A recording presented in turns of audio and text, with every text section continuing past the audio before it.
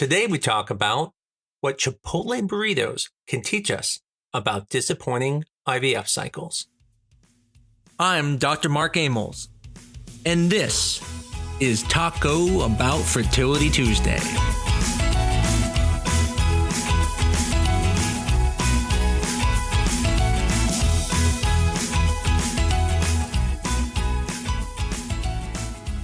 I love Chipotle. I don't mean just like it, I love it. I've actually made it in my house. I found a copycat recipe, made everything. It was unbelievable. I can truly say I am a barista. But what does that have to do with fertility? Well, surprising, my experience at Chipotle can be very similar to experiences in fertility. Let me set the stage. Now, if you know me, I am a creature of habit. I literally eat the same Chipotle every time. And it's not your basic recipe. When I put on those fajitas, I literally tell them, whatever you think is a ridiculous amount, put that on and then keep putting some more. So it's a very specific recipe that's for me. But if anyone knows, if you've ever ordered online, sometimes you don't get your burrito the same way, or sometimes you get someone there who doesn't make it right. I'm not paying attention because maybe I'm helping my son and all of a sudden the wrong salsa's on it. Or maybe something's missing out of it because I wasn't paying attention. Or potentially the worst thing that could happen to anybody, a wrapping disaster.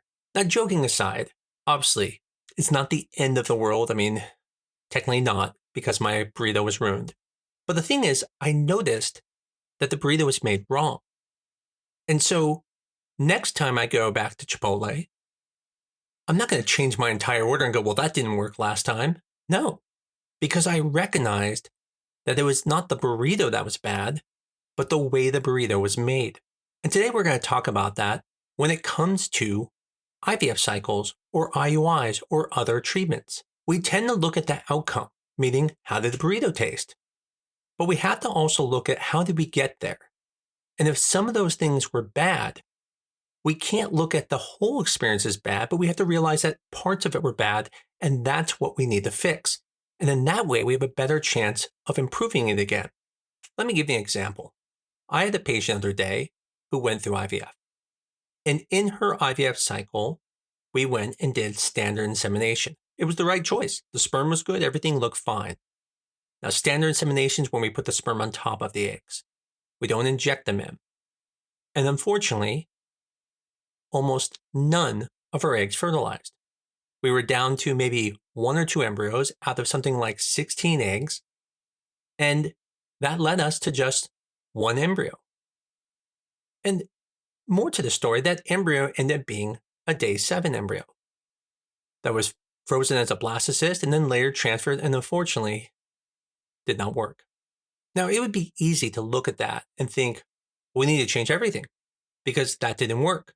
It's not unreasonable to think, let's add everything. Let's throw the kitchen sink at it. Because again, we're looking at the outcome. We're saying it didn't work, so something in that made it didn't work, so let's get rid of the whole thing. But I love my Chipotle burrito.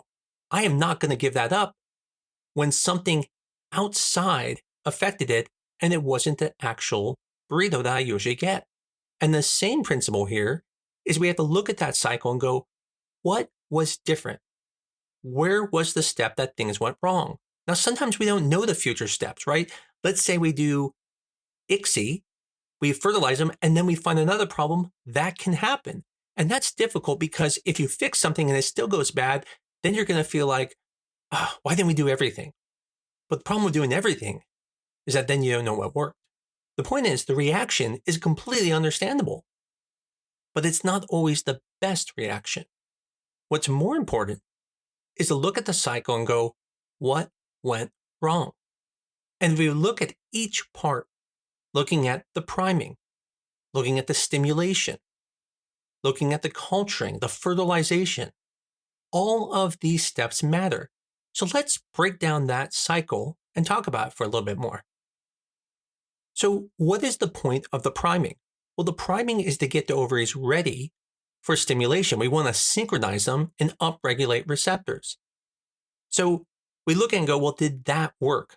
Well, if there was a nice cohort together and it didn't look like there was any major effect, I'd say yes, even if the cycle didn't go well.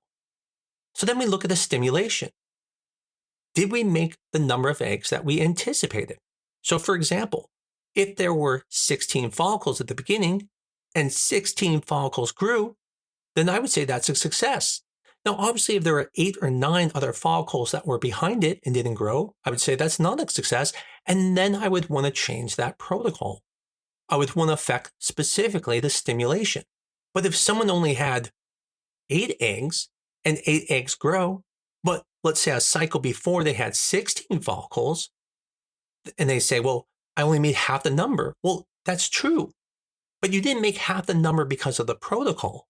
You made half the number because that's all that was there that month. The part you can control is how many were there, just like I can't control who is making my burrito, unfortunately. Now, by all means, if you have 16 follicles and only 8 grow, yes, that may not be the right protocol. And there may not be a protocol for you. There are some women who are near menopause. It doesn't matter what we do. Not all the eggs are going to grow. And just because something happened a year before doesn't mean it's going to happen now. Disappointment is completely understandable and reasonable. But it's important to look at the details before just changing things up. The way you want to think of a protocol is you want to think of the different parts of the protocol. The protocol is a lot of parts. Like I said, priming, stimulation, whether you do ICSI or whether you do standard insemination, whether you use a Zymod chip. All these things play a part. So if your stimulation wasn't good, then you add more medication. You may change the protocol to maybe a co-filler protocol. If you had early recruitment, you might even add a pre-antagonist or start in the luteal phase. There are many different ways to do it, but you have to look at what was your situation. And you have to recognize it wasn't just the entire protocol, but parts of it. One of the things I'll see sometimes is I will have patients who will hear about people who have a great response with a certain protocol and say to me, oh, can we do that? And I tell them, yeah, I'll let you do it, but I'm not going to recommend it. Because just because someone else had that experience doesn't mean you're going to. Just like if someone tells me, man, I really like the al pastor chicken, I know I'm not going to like it because I like what I like. I'm not going to just do it because it worked for them. And I know that my burrito didn't taste well because it was the wrong person making it. Well, if you have someone who has a high FSH level, for example, and you need to get more eggs, you're going to need to do something such as adding letrozole, Clomid, and you want to reduce suppression. But I'll have patients come to me and say, well, I want to now start in the luteal phase, which is great. The problem is, in the luteal phase, your pituitary is going to be suppressed, and now you can't use letrozole. The one thing that you need because you have a very high FSH of in the 20s. Or I'll be told, can we use a low dose protocol, which I'm fine with, but you're going to make less eggs. That is established even by studies. So it's important when you're looking at the protocol, no one is saying you should never change things. But what I'm saying is that you want to look at what was the problem and what things should you change. The amount of medication you use cannot make your egg quality poor. Now, there is a small exception with certain people with PCOS with severe insulin resistance, but for most people, that will not be true. Maturity and fertilization do not depend on so much the stimulation. It does depend on when you trigger. It may even depend on what type of trigger shot you use. The point is, small, targeted changes can matter more than a complete overhaul. If I notice when Gary makes my burrito, it's a little bit dry, I know I'm going to tell Gary to put on some more of that tomatillo sauce because Gary is a little cheap with the sauce. What I don't do is overhaul my perfect burrito. The important thing to take away from this is one of the things we do with all our patients, if we ever have a failed cycle, we go through it. And the reason we go through it is because then we can talk to and identify where were the problems. Was it a problem with maturation, fertilization? Was there a sperm issue that day? Do we think the trigger timing can be off? Maybe the type of fertilization is poor. Could there have been something in the process in the lab?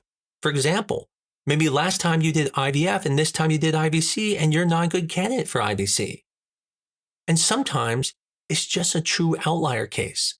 The point is, before changing everything, figure out what actually failed. Yes, changing everything feels great, but that doesn't mean that's always what's best for you. So let's go over a couple situations that might be helpful for you to talk to your doctor with. Let's say you had poor maturation. Well, then maybe the trigger timing or the trigger type needs to be adjusted, not the whole protocol. Adding Menopur might be beneficial, but in reality, maybe you just need to trigger a little later. Maybe you may benefit from a dual trigger, such as Lupron and HCG, or even a higher dose of HCG as long as it's safe. Maybe the fertilization was poor. Maybe you should use ICSI, or maybe a Zymon ship because that can help the sperm reduce DNA fragmentation. Or maybe you had a poor cycle and after transfer, it didn't go so well. And when you didn't get pregnant, it feels like every time it hasn't worked, you need to change something. But then you realize that time you had a day 7 embryo. And we know that day 7 embryos have a lower chance. And so the question isn't so much what made the day 7 embryo, because there are many things that can do that. But the point is the expectation that it should have worked, it's going to be down. And so it's important to look at that and go, okay, I need better quality embryos. That's what I need. And that's what we need to fix. That would be like the equivalent of getting your burrito from Taco Bell and then upgrading to Chipotle. That's a better burrito. And so you have to look at your situation and say, is it the clinic? They can be a good clinic and maybe you're just not a good candidate for that clinic. Maybe for some reason your eggs don't do as well there. Maybe there's some exposure that you have that you're not realizing. And sometimes it's just a bad batch of eggs. It happens. We know this. We know when people have a good batch of eggs that they will actually get pregnant again with those eggs. And other people who have a bad batch of eggs, they might get one pregnancy out of that. I've seen people with different batches where they'll get multiple pregnancies from one batch and maybe just one from the other batch. In the end, what Chipotle can teach us about fertility cycles is that if the wrong salsa is put on your burrito, you don't switch to a salad. You fix the salsa problem. The point is, don't let one abnormal cycle trick you into thinking the whole plan is bad. Yes, sometimes you need a new recipe, but sometimes you just need a better burrito maker, a timing adjustment, or a small tweak. Hopefully this episode was helpful for you, or maybe it might be helpful for one of your friends. If you like this, always tell your friends about us and pass the word about this podcast. The overall story we should learn from Chipotle is when the IVF cycle goes poorly, the question is not what can we change? The question is what actually needs to be changed. That will do so much more for you than just changing everything. But as I always say, talk to your doctor. If you had a cycle that wasn't good, you should always follow up with your doctor so you can figure out what those things that need to be changed are changed. And it's never wrong to tell them if there's something you want to try. Even when I'm completely against something, I will let the patient know as long as it doesn't harm them, I'm willing to try it, but I do tell them I don't recommend it. And I'll explain why. You are allowed to be an advocate for yourself, but it's important to also hear what your doctor is saying and then take the time to evaluate that. Well, if you love this episode, or even just Taco Bout Fertility in general, please give us a 5-star review on your favorite medium. Tell your friends about us to help build our listener base, but most of all, keep coming back. I look forward to talking to you again next week on Taco Bout Fertility Tuesday.